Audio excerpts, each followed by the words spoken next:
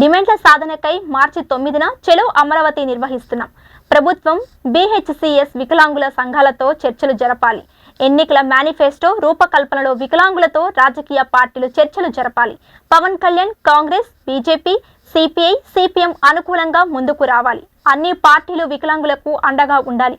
చెలో అమరావతి కార్యక్రమానికి అన్ని పార్టీలను ఆహ్వానిస్తున్నాం.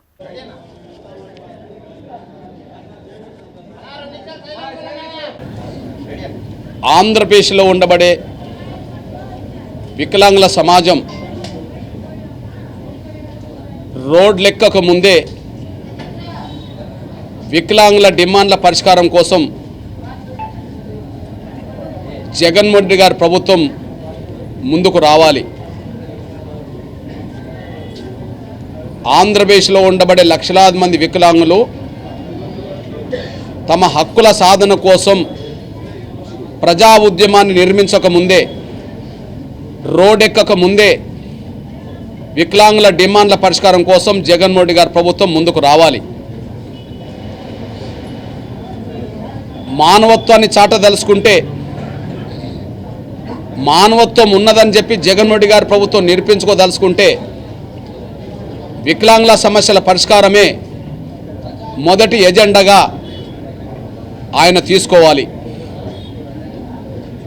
అలా కాకపోతే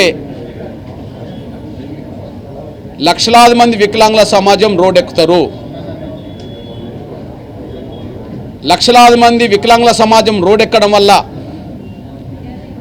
తలెత్తే ఎలాంటి పరిణామాలకైనా, తలెత్తే ఎలాంటి ఉద్రిక్త వాతావరణానికైనా జగన్మోహన్ రెడ్డి గారి ప్రభుత్వం బాధ్యత వహిస్తుంది, మూల్యం చెల్లించుకునే పరిస్థితి వస్తుంది.